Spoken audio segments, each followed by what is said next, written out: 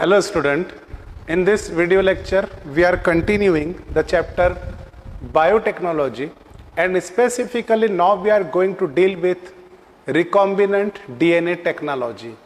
Last video lecture में हम लोगों ने देखा था एक एग्जाम्पल के थ्रू कि किस तरह से रिकॉम्बिनेंट डीएनए बनाया जाता है और किस तरह से ऑर्गेनिज्म का जेनेटिक मटेरियल मॉडिफाई किया जाता है। कल सिर्फ एक हम लोगों ने थीम देखा था, लेकिन अब हमको डिटेल डिस्कशन करना है कि how to isolate DNA, how to isolate gene and how recombinant DNA is actually made up and transferred into the host cell. So first step involved in recombinant DNA technology is isolation. लेकिन यहाँ पर हम पहले historical background ले लेंगे.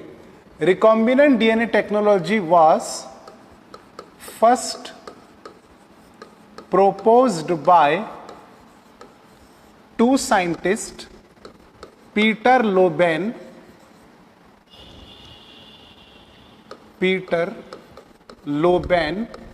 and Dale Kaiser from Stanford University, Department of Biochemistry. They only propose that how DNA can be isolated, making recombinant DNA and can be cloned.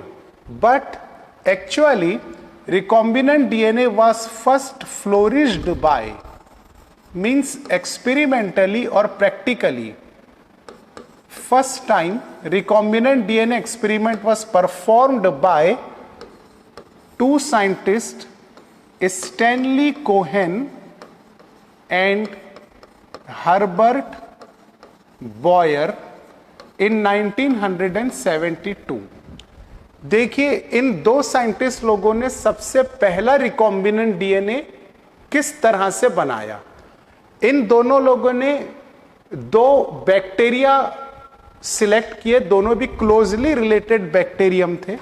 First bacterium is salmonella typhimurium. ये वो bacteria है जिसकी वजह से हमको typhoid disease हो सकता है, तो salmonella टाइफाइम्यूरियम. And the second bacteria used by Stanley Cohen and Herbert Boyer was Escherichia coli. ये बैक्टीरिया कई मर्तबा हमको आगे भी आने वाला है. इसको शॉर्टकट में हम सिर्फ ई कोलाई भी लिखते हैं. फर्स्ट नेम जो है बच्चों, generic name, that is Escherichia. ये वर्कर, रिसर्चर या साइंटिस्ट का नाम है जिसने सबसे पहले इस बैक्टीरिया को डिस्कवर किया था. और दूसरा जो नाम है कोलाई, ये कोलोन से बना हुआ है. And you know that colon is one of the part of our intestine. Intestine के कोलोन पार्ट में ये बैक्टीरिया ज्यादातर पाए जाते हैं और एस्चेरिचिया नाम के साइंटिस्ट ने कोलोन पार्ट से ही इस बैक्टीरिया को सबसे पहले डिस्कवर किया. इसीलिए बैक्टीरिया का नाम रख दिया गया escherichia coli. Salmonella typhimurium contain two types of DNA in its cytoplasm. Both DNA are circular. Suppose this is first DNA molecule. जैसा कि मैं लास्ट लेक्चर में आपको बताया था कि हमको कोई गड़बड़ नहीं है, बहुत स्पीड में आगे नहीं जाना है, लेकिन हर चीज को आराम से, इत्मीनान से समझते हुए आगे बढ़ना है. हमारे कॉन्सेप्ट क्लियर करते हुए आगे जाना है, क्योंकि ये एक बहुत ही ज्यादा एडवांस टेक्नोलॉजी है जिसके लिए बेसिक कंसेप्ट का क्लियर होना जरूरी है. तो बैक्टीरिया में दो डीएनए मॉलिक्यूल हैं, दोनों भी सर्कुलर डीएनए हैं. This is first circular DNA and this is second. Now what is the difference between these two? The first circular DNA is larger in size and attached at a one point to the plasma membrane. This larger circular DNA is known as bacterial chromosome. Bacterial chromosome, which is also called as nucleoid. This nucleoid is associated with non-histone proteins. Circular DNA है, protein के साथ associated होता है, लेकिन protein यहां पे histone वाले protein नहीं होते हैं, नॉन हिस्टोन प्रोटीन होते हैं. Second circular DNA is smaller in size and it is freely present in the cytoplasm of the cell. It is self-replicating in nature and it is other than bacterial chromosome. Bacterial chromosome अलग है और छोटा circular DNA अलग है. तो ये जो बच्चों स्मॉल सर्कुलर डीएनए है, इसे हम नाम देंगे plasmid. This is most important thing, plasmid. So what is plasmid? Plasmid is extra chromosomal circular double-stranded naked DNA which is freely present in the cytoplasm, and this plasmid is self-replicating in nature. मतलब ये plasmid अपने खुद की number of copies synthesize कर सकता है independently on the bacterial chromosome. Okay, तो आगे बढ़ते हैं. तो स्टैनली कोहन और हॉटबर्ट बॉयर ने क्या किया कि सबसे पहले इस प्लाज्मिड को आइसोलेट किया. आइसोलेट मतलब बाहर निकाला. अब देखिए, आइसोलेट करने के लिए आपको बैक्टीरिया का सेल वॉल ब्रेक करना पड़ेगा. Bacterial cell wall peptidoglycan material से बनी होती है. N acetyl glucosamine, N acetyl muramic acid, ये कंपोनेंट्स होते हैं. तो बैक्टीरिया के सेल वॉल को ब्रेक करने के लिए आपको एक एंजाइम यूज करना पड़ेगा जिसको हम लाइसोजाइम कहेंगे. तो लाइसोजाइम एक टेस्ट ट्यूब के अंदर डालिए, उसमें बैक्टीरिया ऐड कर दीजिए, तो cell wall get broken down due to the activity of lysozyme. फिर बच जाएगा plasma membrane. Now you know the composition of plasma membrane. It is mainly made up of lipid and protein. So with the activity of lipase enzyme and protease enzyme, you must have to add this to enzyme in the test tube. So lipase and protease break down lipid and protein respectively. Now along with cell wall, plasma membrane also get broken down and only cytoplasm get left. cytoplasm में सिर्फ तीन चीजें हैं. Nucleoid जो कि larger chromosome है, larger DNA molecule है, plasmid and 70th type of ribosome. Bacterial cytoplasm में इससे और ज्यादा चीजें नहीं होती है, बहुत बारीक चीजें बाकी की होती हैं. With the help of filtration and sedimentation, now you can separate all this component from each other. After separation, isolate और सेपरेट द प्लाज्मिड मॉलिक्यूल. अब आपने ये सारी टेक्निक हम डिटेल में डिस्कस करेंगे सभी के बारे में. अभी हम सिर्फ ये देख रहे हैं कि स्टैनली कोहन और हर्बर्ट बॉयर ने किस तरह से पहला रिकॉम्बिनेंट डीएनए बनाया.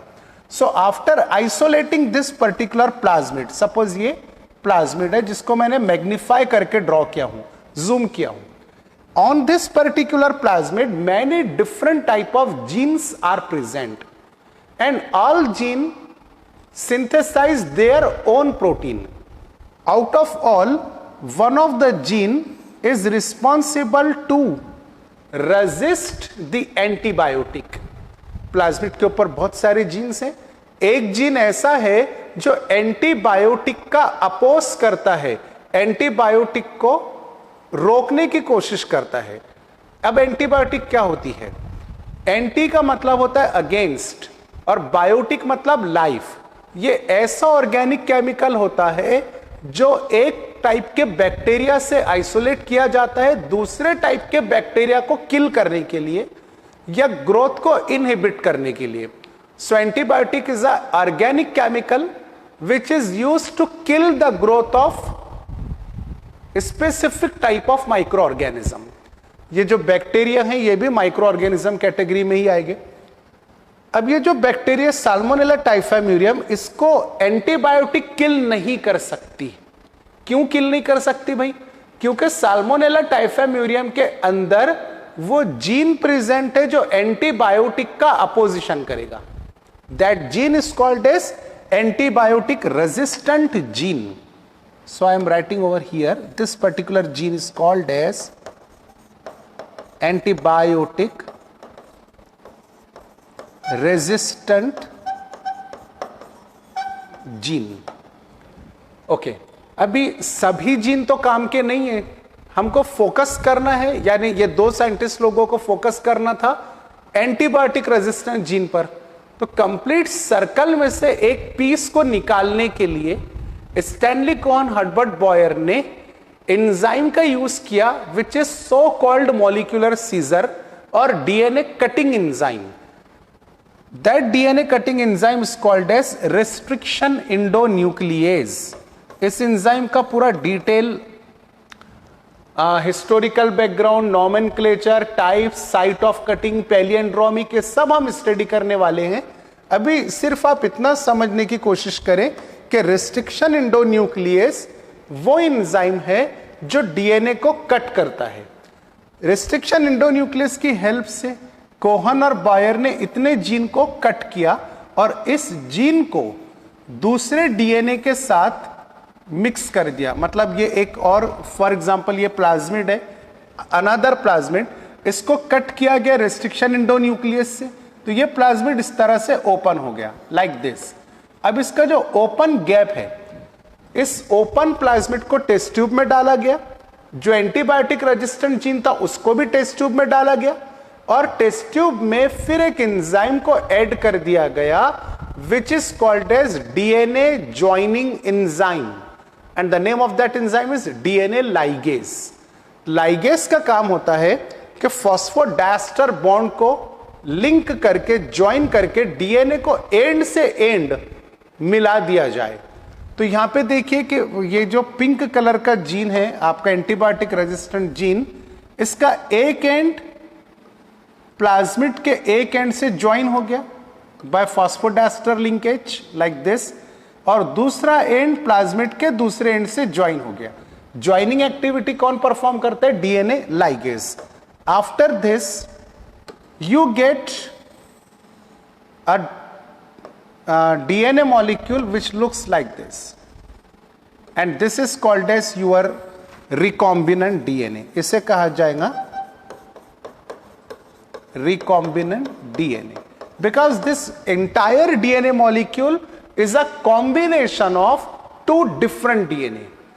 One is antibiotic resistance gene which is shown by pink marker, and white colored continuous line represent the DNA of vector that is plasmid. Vector की अलग अलग टाइप्स होती हैं, यहां पे हमने प्लाज्मिड को कंसीडर किया। Now this recombinant DNA which is also called as chimeric DNA is allowed to introduce into the E coli.